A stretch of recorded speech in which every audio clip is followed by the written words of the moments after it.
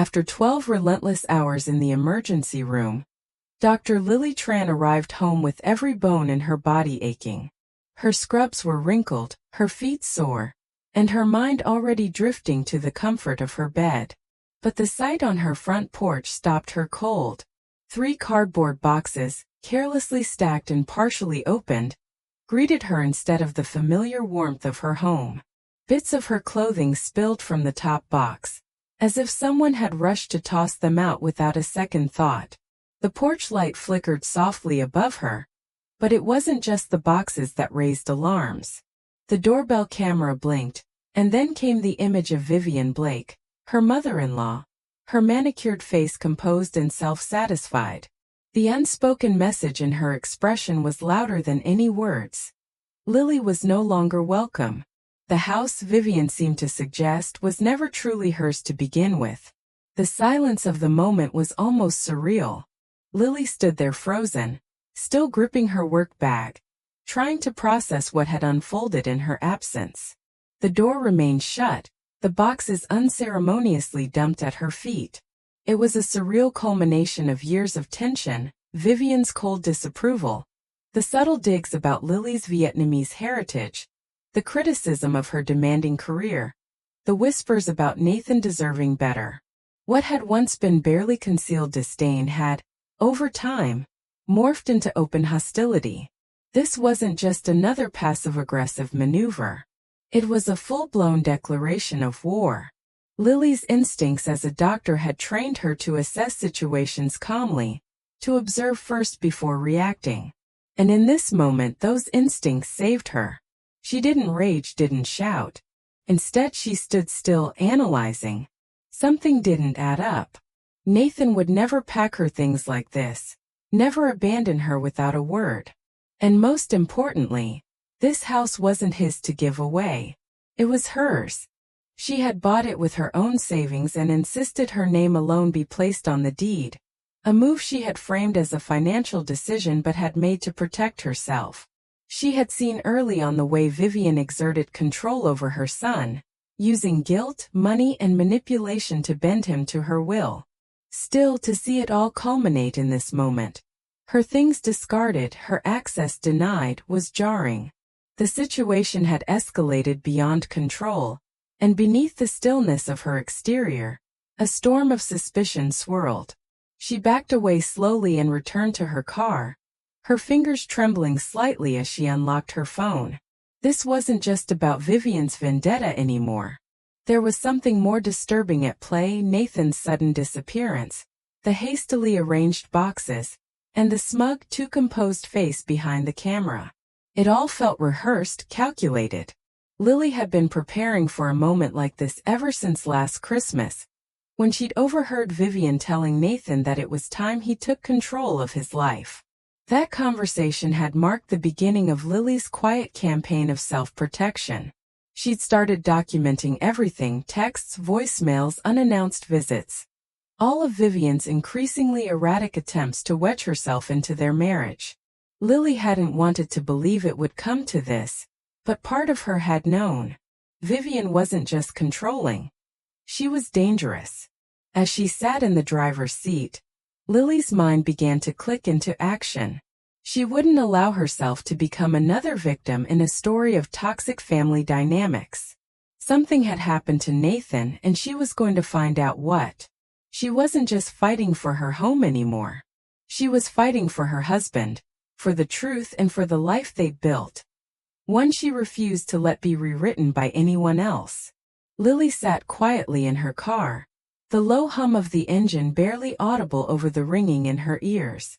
The calm exterior she presented belied the urgency building inside her. The image of Vivian's self-satisfied expression lingered like a shadow, every inch of it crafted to provoke and dominate. The implication was clear. Vivian believed she had won. The house, the relationship, the control. She thought it was all hers now. But Lily knew better. She hadn't just stumbled into this situation blindly. She had prepared for it. Years of quiet observations had taught her to expect the worst when it came to her mother-in-law. Vivian had always cloaked her disdain in civility, But her intentions had never been subtle. Lily, a capable trauma physician and fiercely independent woman, had never fit the mold Vivian had envisioned for her son. Over time, the judgment had become sharper, the visits more invasive, and the tone more openly hostile. Vivian's idea of family had always centered around control, and Lily refused to be molded by it. Staring out at her boxed-up belongings scattered across the porch, Lily recognized that this was no impulsive act. Vivian had orchestrated this moment with precision. The boxes hadn't been carelessly thrown. They were arranged just so, their contents spilling out just enough to suggest finality. The camera, once blinking with electronic indifference, had now gone dark. A small but telling detail. Vivian didn't want to be seen anymore. Whatever she had planned was already in motion, and Lily had no intention of sitting back and letting it unfold unchecked. She pulled her phone from her coat pocket, already knowing the first person she needed to contact. Monica Rivera wasn't just her lawyer. She was also her closest confidant. A sharp legal mind and a loyal friend since college, Monica had stood by Lily through every uncomfortable holiday dinner, every veiled threat, and every uncomfortable silence that followed one of Vivian's cutting remarks. More importantly, she had helped Lily build a record. Every text, every voicemail, every instance of interference carefully documented and filed away. What had once seemed like overcaution now felt like foresight. As Lily sent off a brief message, her thoughts turned to Nathan. His absence gnawed at her. None of this behavior aligned with the man she married. Nathan had always been gentle, thoughtful, even when caught between his wife and his domineering mother. He would never have locked Lily out of her own home, not unless something had been twisted out of him. Vivian's words played again in her mind, that Nathan was processing everything and had moved on. But Lily knew the tone of manipulation when she heard it, and that message had been delivered on Vivian's terms. Still unable to reach Nathan, Lily made another call. This one to Josh Blake, Nathan's younger brother. Josh had always been more skeptical of their mother's influence. Though they hadn't spoken recently, Lily trusted him. If anyone might know what was really happening behind the scenes, it was him. Her message to him was short, outlining the situation and expressing concern about Nathan's well-being.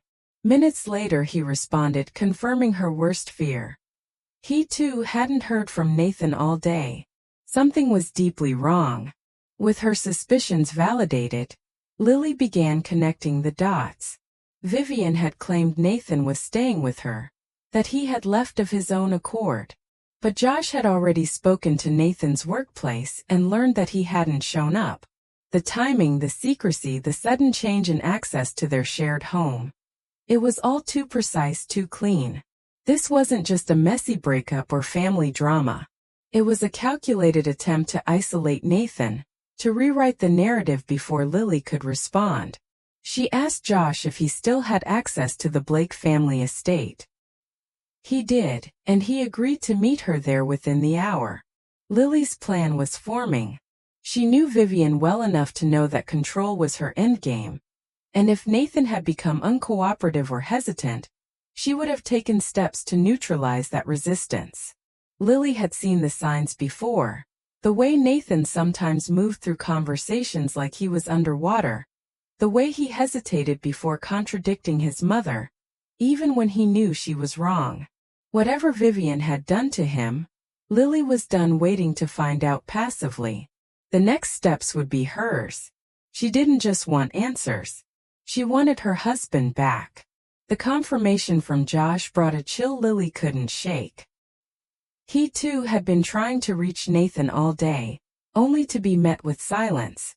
Nathan's phone went straight to voicemail, and no one at the hospital had seen or heard from him. His absence wasn't just worrying, it was deliberate.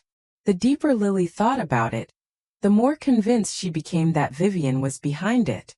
She had isolated Nathan before, using guilt and manipulation to cloud his judgment. But now it felt like something far more sinister was at play. As her car idled quietly in the driveway, Lily glanced again at the house that was supposed to be her sanctuary. The porch, once warm and familiar, now felt like the edge of enemy territory. Vivian had staged the scene with too much precision. Clothes messily shoved into boxes, the door firmly locked, the camera now blacked out. There were no signs of a real struggle, just a carefully curated message. Lily was no longer welcome. But Nathan's total disappearance added a disturbing layer to it all. Josh had confirmed what Lily already suspected. He hadn't spoken to Nathan directly and had even checked in with his workplace. The staff had told him Nathan never arrived that morning. That simple fact unraveled the story Vivian tried to spin. If Nathan had truly decided to leave Lily and move back in with his mother, why wouldn't he have told anyone else? Why hadn't he returned to work? Why go to such lengths to vanish? Only one place made sense now, the Blake family manor. Set behind tall hedges and iron gates, the manor had always stood as a symbol of Vivian's dominance. Its pristine halls and sterile perfection felt more like a museum than a home. Nathan had grown up there under his mother's watchful eye, and while he had often spoken of the place with a mixture of nostalgia and unease, it had remained part of his orbit. If Vivian had wanted to keep him hidden, drugged, or manipulated, there was no safer place than her own domain, shielded from scrutiny and wrapped in control. Lily and Josh agreed to go separately. If something was truly wrong, approaching from different directions might give them an advantage. Lily didn't want to alert Vivian too early, or give her time to cover her tracks. There was also the possibility, however slim, that Nathan had truly chosen this on his own. If that was the case, Lily would still demand an answer, but her gut told her otherwise. The drive to the manor stretched longer than usual, every mile thick with anticipation. The sun was beginning to sink low on the horizon, casting a dim, amber light across the road. Lily's thoughts spiraled through every possibility. Could Nathan be sick? Coerced? Was he being kept in a medicated fog, confused and compliant, the way he had seemed in recent weeks? Her mind kept returning to the smallest clues, his hesitations in conversation, the way he sometimes stared into space like trying to remember something just out of reach. As she pulled up near the manor's side entrance, Lily noticed two vehicles in the driveway, Vivian's luxury sedan and Nathan's silver hatchback. Her chest tightened at the sight of his car. He was here. That much was undeniable. Whether he was safe, conscious, or even aware, that was another matter. She parked down the street, just out of view, and texted Josh. He was approaching from the rear with a key to the gate.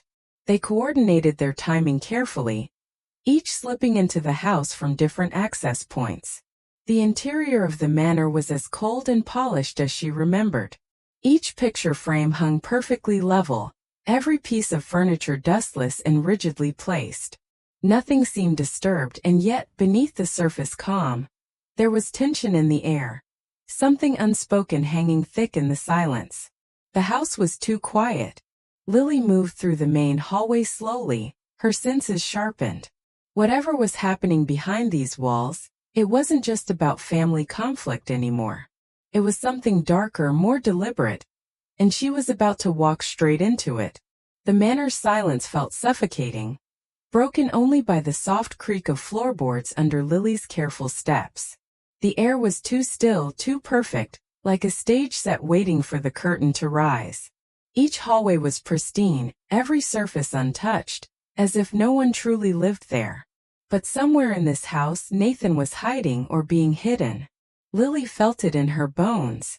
She moved through the ground floor methodically while Josh took the upper level, each of them silently scanning the familiar but unsettling rooms.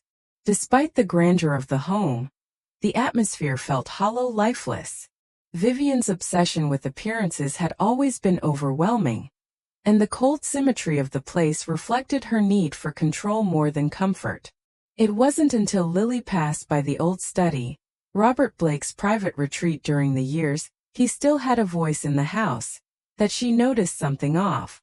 A faint strip of light glowed beneath the heavy wooden door. the only warm tone in a house filled with sterile perfection. She paused, heart pounding, and knocked gently. There was no answer, only the muffled sound of shifting movement and what might have been a voice, weak, groggy, almost questioning. Lily tried the handle. Locked. She leaned close and called Nathan's name, her voice low but urgent. From inside, she heard the sound of something dragging across the floor, followed by the creak of footsteps. The lock clicked hesitantly, and the door cracked open. Nathan stood there, his frame slouched and unsteady, eyes glazed over like he had just woken from a deep, disorienting sleep. His clothes were rumpled, his skin pale, and he blinked at her as though she were a stranger. He looked confused, barely able to stand without support. As she reached out to steady him, he mumbled incoherently about needing to rest, about his mother giving him something to help him sleep. The realization hit her like ice water. Vivian had been drugging him. Lily guided Nathan to the couch, gently easing him down as his weight sagged against her. His speech was slurred and his movements slow, his mind clearly dulled by something more than exhaustion. She checked his pupils' pinpoints. It wasn't just a sleeping aid. This was deliberate sedation, designed to keep him docile and out of the way. Josh appeared in the doorway moments later, and the look on his face turned grim the instant he saw his brother's condition. There was no need for explanation. He pulled out his phone and made the call for emergency services while Lily stayed by Nathan's side, speaking softly, reassuring him, though he barely seemed to register her voice. Whatever Vivian had planned, she hadn't expected them to get this far. She hadn't expected Nathan to be found before the effects of her control fully set in. But now the truth was undeniable. This wasn't just manipulation. It was abuse. And it was going to end tonight. The hours that followed were a blur of flashing lights, hospital corridors, and quiet urgency. The paramedics had arrived within minutes of Josh's call, taking over with the calm precision of people trained to respond to crisis. Nathan was barely conscious as they lifted him onto the stretcher, his body limp, his speech slurred beyond recognition. He didn't resist. He couldn't. Whatever Vivian had been giving him had left him fogged and pliable, physically present but mentally absent. Lily followed the ambulance across town, not to her own hospital, but to another facility where Nathan could receive care without the weight of familiarity or professional overlap. She sat in the waiting room, her hands clenched tightly in her lap, the sterile hum of fluorescent lights overhead doing little to quiet the storm inside her. Josh waited nearby making calls, first to their father Robert, then to the authorities. Vivian was nowhere to be found. Toxicology reports came back quickly. The results confirmed what Lily already knew in her gut. Nathan's system contained a dangerous cocktail of prescription sleeping pills and anti-anxiety medication, enough to keep him disoriented, docile, and easily influenced, but not enough to draw immediate suspicion. It had been a calculated choice. Vivian hadn't just wanted him sedated, she wanted him manageable, controlled. It wasn't the first time Nathan had ingested these substances either. The levels in his bloodstream indicated regular dosing over a period of several days, perhaps longer. As Nathan began to emerge from the fog, his memory returned in fragments. There were flashes of tea served in his childhood kitchen, his mother's voice gently insisting that he needed rest, that Lily was pushing him too hard, that everything would be easier if he just trusted her. He remembered trying to resist but feeling too tired, too heavy to speak or think clearly. The realization of what had been done to him left him hollow. But beneath the numbness something deeper stirred. Rage, betrayal, and grief. Meanwhile, a statewide alert was issued for Vivian Blake. She had vanished within hours of Lily and Josh discovering Nathan, slipping away before law enforcement could question her. But she hadn't gone far. Within 3 days, police located her at her sister's home in Tampa. She had been preparing to leave the country, bags half-packed, a hastily purchased ticket to the Cayman Islands waiting in her email. It was enough to confirm that she knew exactly what she was fleeing from. The arrest was quiet, methodical. Vivian was brought back in handcuffs, her carefully maintained image unraveling under the weight of her own actions. As the evidence came together, medical reports, witness statements, and years of documented harassment, the scope of her manipulation became undeniable. Vivian had not only trespassed and illegally changed the locks on Lily's home, she had also committed fraud, emotional abuse, unlawful confinement, and possibly attempted poisoning. Lily had been methodical in her preparations. Every threatening text, every unwanted visit, every voicemail laced with coercion had been preserved. The final blow came from the cloud-backed security footage Vivian had tried to erase, not realizing it had already been saved. In it, her smug dismissal of Lily's rights, her references to Nathan's so-called fresh start, and her clear intent to seize control of the property were recorded in high-definition clarity. Nathan chose to press charges himself. He no longer wanted to protect the illusion of family, not after what he had endured. When he testified in court, his voice was steady but laced with sorrow. He spoke of the drugs, of the mental haze, of the months, maybe years, of subtle influence that had culminated in his mother trying to erase his marriage, his autonomy, and his sense of self. Robert Blake, once quiet and complicit, submitted a statement of his own and later filed for divorce, providing additional evidence of Vivian's long-term manipulative behavior. In the end, the verdict was swift. Vivian Blake was sentenced to 15 years in prison. In the courtroom, she appeared smaller somehow. Her confidence cracked, her presence diminished. She didn't meet Nathan's eyes as she was led away, and for the first time in Lily's memory, her voice held no power. The woman who had spent years crafting control around her son was finally facing consequences. Justice had arrived. Not loudly but completely. In the weeks that followed the trial, the house that once symbolized safety for Lily began to feel like a museum of old battles. Every room holding traces of conflict, of surveillance, of the psychological war that had played out behind its walls. Though she had fought to protect it, now that the fight was over, it no longer felt like home. Nathan, too, struggled to rest there. Despite the new locks and the absence of Vivian's presence, shadows lingered. Her influence had soaked into the very structure of the place, and no fresh coat of paint could wash it out. They made the decision quietly, without ceremony. The house would be sold. It wasn't a defeat but a release. Together they found a small property just outside the city. A modest farmhouse tucked between rolling hills and open skies. The land was quiet, removed from the noise and demands of the world they had once been tangled in. It wasn't glamorous, but it was theirs. No ghosts in the walls, no memories poisoned by control. Just space, stillness, possibility. Life on the farm moved at a slower pace, and that suited them both. Nathan spent long hours tending to the garden they planted behind the house, grounding himself in the rhythm of growth and care. He often said the soil felt honest, nothing hidden, nothing manipulative, just the clear consequence of how you treated it. Lily found her own peace in the early mornings, walking along the fence line with coffee in hand, watching mist rise over the fields. After so many months of crisis, silence became a kind of healing. They didn't talk much about the past, not at first.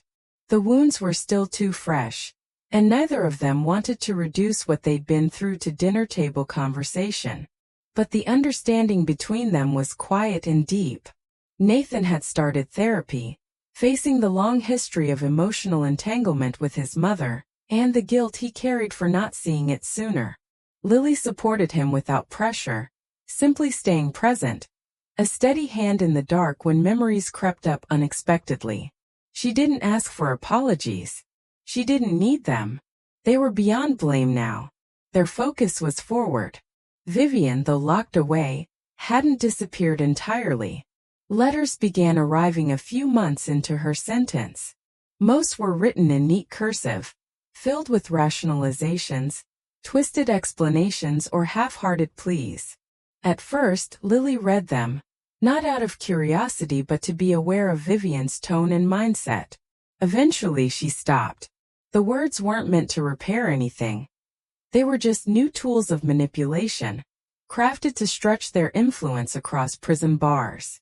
Now the letters went unopened, sealed in a folder Monica kept on record, should they ever be needed again. Neither Lily nor Nathan felt any obligation to engage. Vivian had written herself out of their lives the day she chose control over compassion, coercion over love. In the quiet of the farm, something new grew between Lily and Nathan. Not just recovery but resilience.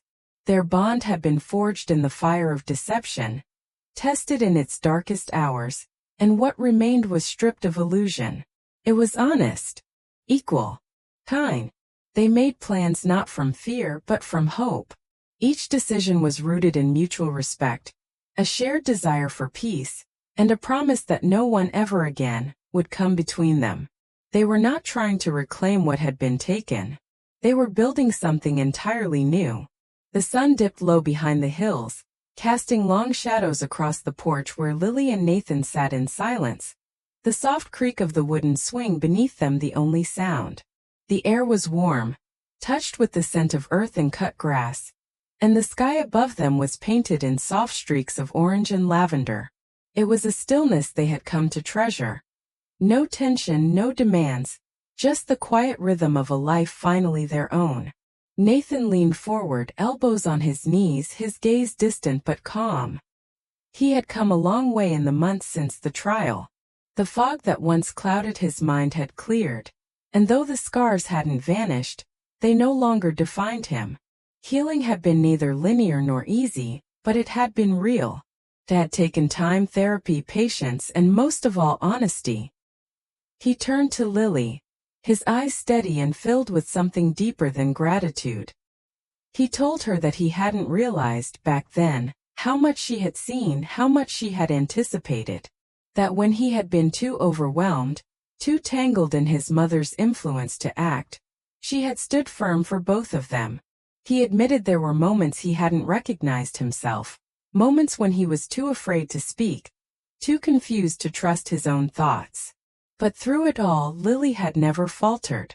She had been the anchor in the storm he hadn't even known he was caught in. Lily listened quietly, her expression soft, but there was no triumph in her eyes. She hadn't fought to be right. She had fought for him, for them. She looked out over the fields as she gathered her thoughts, then reminded him of something she had known for a long time. Real love isn't about control or obedience, or sacrifice measured by silence. Real love stands shoulder to shoulder. It shows up when everything else is falling apart. It doesn't shrink in the face of discomfort. It endures because it's built on truth, not fear. Their story hadn't unfolded the way most people's did. It wasn't clean or easy, but it was theirs. What had once been a marriage under siege had become a partnership shaped by resilience. They had seen each other in their worst moments, bruised, confused, broken, and had chosen to remain. That choice, again and again, had built something stronger than what they started with. It wasn't perfect, but it was real. The sky darkened around them, stars beginning to prick through the fading light. Nathan reached for Lily's hand and held it in his own, not to ask for forgiveness, but to honor everything they had survived. No more secrets. No more control. Just the quiet, steady beat of two hearts that had fought their way back to each other. Together they sat in the dark, at peace in the life they had reclaimed. The envelope arrived on an otherwise ordinary morning, tucked among bills and catalogs, its plain exterior offering no warning of the unrest it carried. Lily almost tossed it into the bin with the rest of the unopened mail from Vivian, but something about the handwriting caught Nathan's eye. It was addressed to him directly this time. His full name, not the shared surname or "to my son," as her previous letters had been styled. Against their usual practice, Nathan took it from the stack before Lily could intervene. He hesitated for hours before opening it. The envelope sat untouched on the kitchen table while they made breakfast, fed the chickens, and walked the garden rows in silence. But by late afternoon, curiosity chipped away at caution.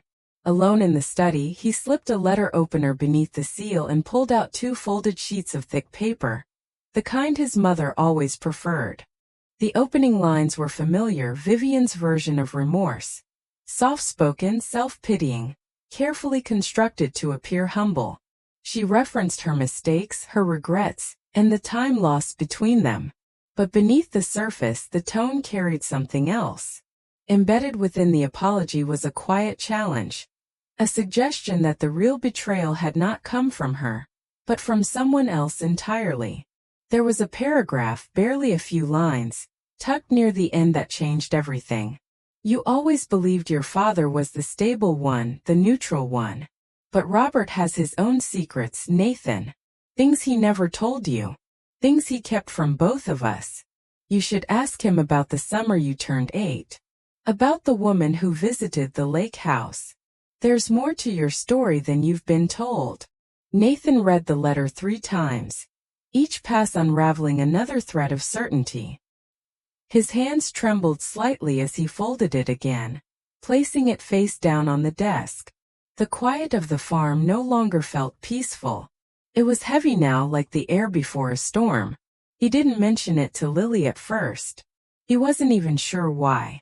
Perhaps it was guilt, for breaking the boundary they'd so carefully maintained. Or perhaps it was fear. Vivian had always known where to press. This time she had gone deeper than expected. Not just stirring memories, but casting doubt on the foundation of his identity. That night, Nathan was quieter than usual. He moved through their routine with mechanical precision, listening more than speaking, pausing longer between thoughts. Lily noticed, of course. She always did. But she gave him space, not yet asking, not yet pressing. She had learned to wait until he was ready. When he finally told her about the letter 2 days later, he didn't read it aloud. He simply explained the implication, that something in his childhood might have been a lie, that his father, once seen as the passive presence in the background, may have played a more complex role in their family's dysfunction. The past, it seemed, was not finished with them yet. In the days following the letter, something in Nathan shifted. It wasn't dramatic, not the sudden unraveling of a man on the edge, but a quieter kind of withdrawal, subtle enough that most wouldn't notice. But Lily did. She noticed the way his gaze lingered out the window longer than usual, how he hesitated before answering questions, how his eyes clouded during moments that once brought him peace. It was as though a door inside him had creaked open, and the cold air seeping through was reaching places long buried. He didn't bring up the letter again. Not in words. But its weight hung in the air between them, its presence shaping the rhythm of their days. Nathan went about his tasks on the farm, tending to the soil, repairing the fence line, feeding the animals, but the ease he had once found in those routines had faded. He moved with intention now, not peace, as if trying to outrun something that was following close behind. At night, the changes became more apparent. His sleep grew restless. Lily often woke to the sound of him shifting under the covers, his breath uneven, his body tense. Once she found him sitting on the edge of the bed before dawn, elbows on knees, staring at the floor in silence. When she gently placed a hand on his shoulder, he flinched, not from fear but from surprise. He hadn't even realized she was there. The nightmares returned slowly, fragments of childhood memories distorted and reassembled in ways that unsettled him. Sometimes it was the lake house, just as Vivian had mentioned in the letter, but always foggy, dreamlike, laced with a sense of dread he couldn't quite place. Other times it was the face of a woman he didn't recognize, standing on the porch of that same house, calling his name in a voice both unfamiliar and hauntingly familiar. In therapy he brought it up hesitantly at first. He didn't trust the memories, unsure of what was real and what was implanted. His therapist encouraged exploration, but also caution. Trauma, she reminded him, can distort timelines.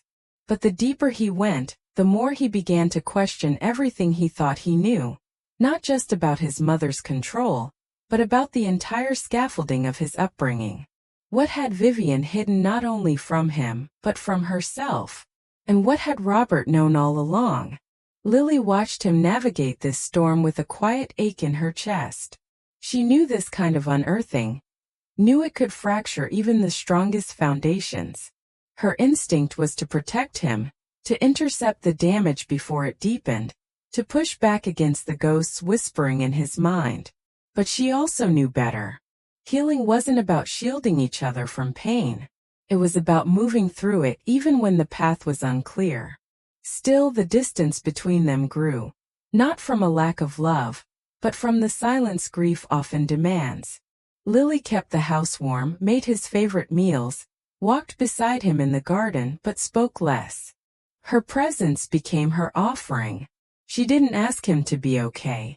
She simply stayed close like a lighthouse seen from far out at sea. There were moments when Nathan reached back.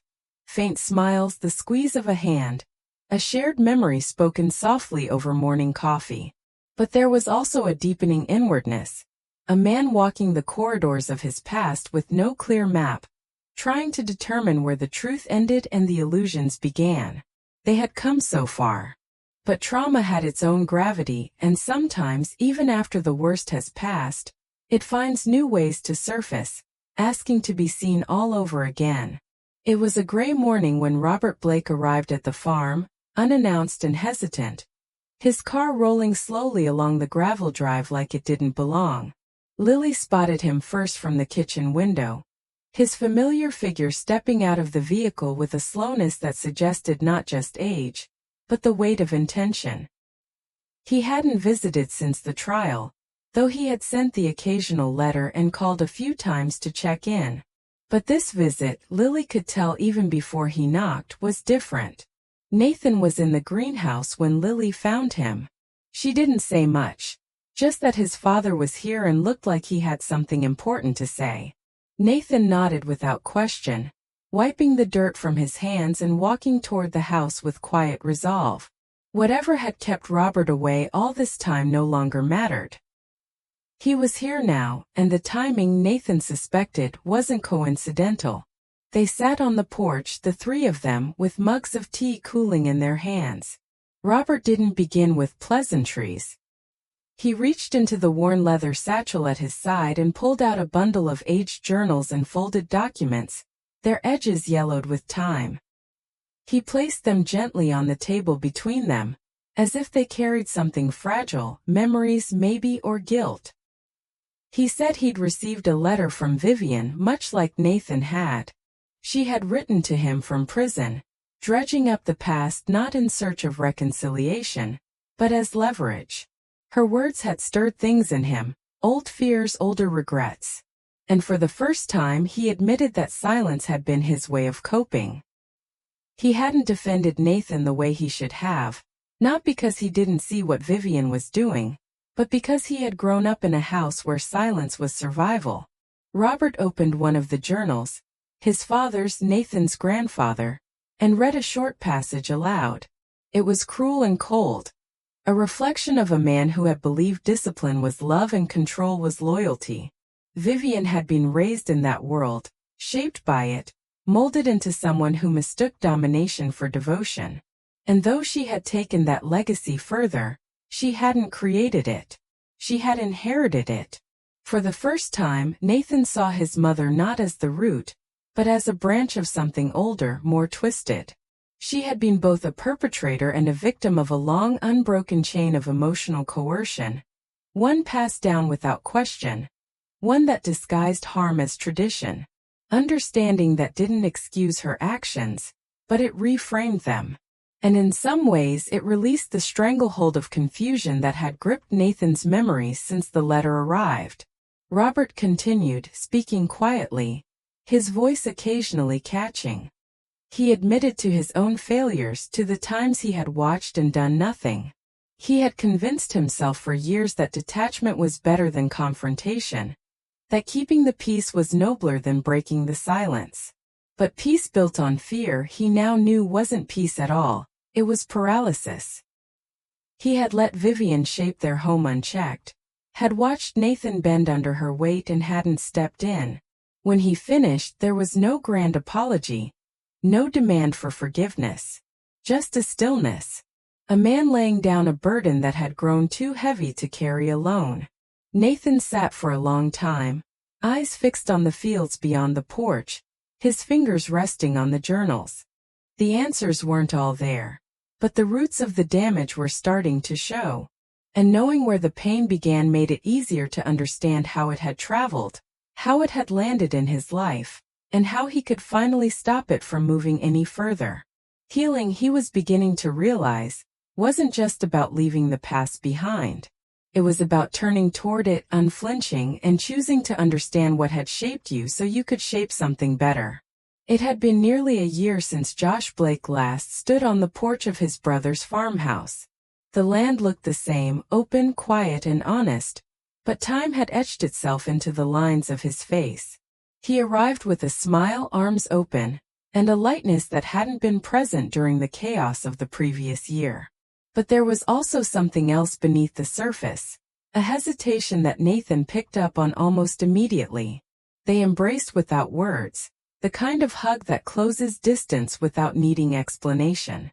Lily came out shortly after, offering tea and a knowing look that said she, too, had sensed that this wasn't just a casual visit.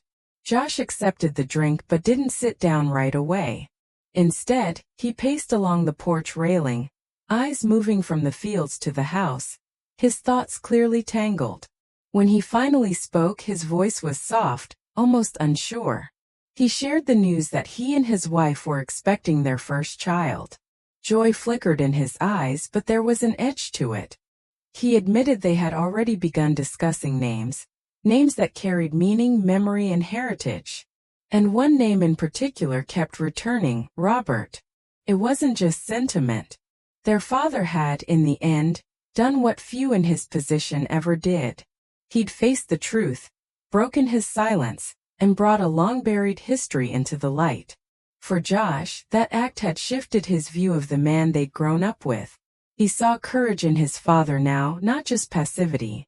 Naming his child after him felt like a way to honor that late-blooming strength. But he hesitated. The name came with baggage. Decades of silence, complicity, and generational harm that couldn't be erased by a single act of redemption. Josh wasn't sure if invoking that name would honor progress, or invite echoes of the past into a future he was trying to protect. The conversation that followed was quiet, layered with pauses and long stretches of reflection. Nathan understood the dilemma all too well. He, too, had struggled with how to hold two truths at once. That people can harm and still be capable of change, that they can carry both darkness and the will to do better. Legacy wasn't about perfection. It was about choices and how those choices shaped the lives that followed. Lily listened with care, adding that names like people evolve. What mattered was the intention behind them. If the name Robert was given not as a tribute to silence, but as a symbol of growth and reckoning, then perhaps it could mean something entirely new. By the time Josh left the farm that evening, nothing had been decided, but something had shifted. In grappling with the weight of history, they had taken another step forward, not in forgetting what came before, but in choosing how to carry it. The past would always be part of them, but the future they were learning was still theirs to define. Josh arrived on a bright afternoon, the kind that made the farm feel like a postcard. The grass shimmered with late summer gold, and the air carried the warm scent of earth and growth. It had been months since they'd seen him in person, though they kept in touch. When he stepped out of the car, Nathan noticed something new in his brother's face. A softness, yes, but also the weight of expectation.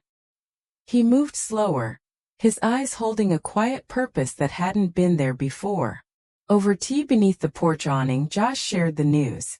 He and his wife were expecting their first child. The joy in his voice was real, but so was the hesitation that followed. He admitted they had been discussing baby names, carefully, intentionally, and there was one that kept surfacing. Robert, their father's name. Lily glanced at Nathan, reading the tension immediately. Josh spoke carefully, explaining that he saw the name as a gesture of peace, a way to honor their father's decision to break his silence. Robert had changed in the aftermath of everything. He had stepped forward when it mattered, and Josh wanted to believe that meant something. But he couldn't ignore the other truth, that for most of their lives, their father had stood by in silence as Vivian ruled the household unchecked. The question wasn't just about a name. It was about legacy. Could one act of courage rewrite years of complicity? Was it possible to honor progress without glorifying the path that led there? Josh admitted he feared passing on a name that carried both guilt and redemption, unsure which part would echo louder in the life of his child. Nathan sat in silence for a while, letting the words settle. He understood the dilemma in a way few others could. He too had wrestled with how to reconcile the two versions of their father, the man who had once turned away from their pain and the man who later chose to face it. Naming a child was not just a gesture of affection. It was a story set in motion, a thread woven into someone else's life. Lily, thoughtful as ever, finally spoke. She reminded them that names, like people, carried weight only when paired with meaning.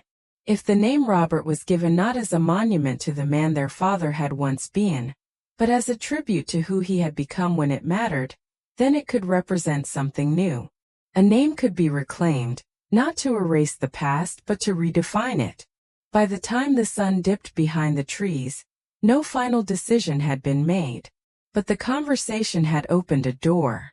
In talking about names, they had uncovered something deeper, how the desire to break cycles often begins with the smallest choices. And maybe, just maybe, the burden of legacy wasn't in the name itself but in how you chose to carry it forward. For so long, Lily had moved through life as the one who held everything together. In the chaos of the hospital, she had been calm. In the wreckage of her marriage under Vivian's manipulations, she had been steady. Through the trial, the sleepless nights, and Nathan's slow road to healing, she had kept herself upright, strong, reliable, focused. But strength, she was beginning to realize, had its cost. It was subtle at first, a kind of emotional fatigue she couldn't name. She would wake up already tired, her limbs heavy despite a full night's rest. Her thoughts began to drift during conversations. Her energy, once persistent and quietly vibrant, now flickered unevenly. There were days when she found herself sitting in the middle of the kitchen, staring at nothing, gripped by a stillness that didn't feel like peace. For years, Lily had been in survival mode. Always alert, always anticipating the next blow, the next manipulation, the next crisis. But now, in the quiet aftermath, after Vivian's sentencing, after the move to the farm, after the slow rebuilding, something unexpected was surfacing. The silence had given space to the parts of herself she had kept tucked away. It began with a dream. A memory, really. She was back in her childhood home, sitting at the dinner table, her parents on either end. Her father silent, her mother sharp and precise. The air had always been tense, even in calm moments, as though disappointment hovered just beneath the surface, waiting to be triggered. In the dream, Lily was a child again, sitting perfectly still, careful not to speak out of turn. She woke up breathless, her chest tight, her hands clenched into fists. That memory was followed by more, little things she had buried long ago. The pressure to be perfect, the fear of causing trouble, the unspoken expectation that emotions were to be managed, not expressed. It struck her that she had learned early how to suppress vulnerability, how to hide pain behind achievement. And in doing so, she had built a life that looked strong but was often lonely at its core. Watching Nathan unravel and rebuild had been illuminating. She had walked with him through his pain, never once flinching. But now, with his healing in motion, her own wounds came into view. They were older, quieter, harder to name, but no less real. For the first time, Lily considered therapy. The thought surprised her. Not because she doubted its value. She had seen firsthand how much it had helped Nathan. But because she had always thought of herself as the helper, the anchor. Admitting she needed support felt like relinquishing a role she had clung to for years. But deep down she knew. Her journey couldn't be one of endless strength. It had to include softness too. Surrender. Trust. One evening, she sat beside Nathan on the porch and told him. Her voice was steady, but her hands trembled slightly as she spoke. She explained that she needed space to explore what lived beneath the surface of her composure. That she was tired of being invulnerable. That she wanted to understand herself more deeply. Not just in relation to him or their past, but for her own sake. Nathan didn't try to fix it. He simply took her hand in his and nodded. He understood. In the days that followed, Lily searched for a therapist. Someone who could help her untangle the quiet grief of a girl who had learned to be small to survive. The work ahead would be difficult, but she wasn't afraid. For the first time she was choosing to face herself. Not as a protector, not as a partner, but as a person who finally deserved her own healing. The move to the countryside had been a quiet one. No grand announcement, no celebratory farewell. Just a slow, steady transition from a place filled with ghosts to one that promised air, space, and peace. The farmhouse sat at the edge of a valley, framed by tall grass and gentle hills. Its white paint chipped but sturdy. It was the kind of place that didn't demand anything from them. And after everything, that felt like a gift. For Lily and Nathan, the change was more than physical. It marked the beginning of something new. An intentional life shaped not by survival but by choice. The chaos that had once defined their every day had given way to stillness. Mornings were slow and deliberate. Coffee brewed on the porch. Books left open under shafts of sunlight. Long walks in silence. Here, time didn't push them forward. It allowed them to be present. Healing became part of the landscape. Nathan, once haunted by confusion and memory, found rhythm in planting vegetables and repairing fences. The work grounded him, gave shape to days that once felt fragmented. Lily too began to soften. Therapy helped her name what had long gone unspoken, and she discovered that vulnerability, rather than weakening her, allowed her to breathe more fully. They began sharing stories, not just of pain but of dreams of childhood, of who they were becoming now. Letters from Vivian still arrived every few months.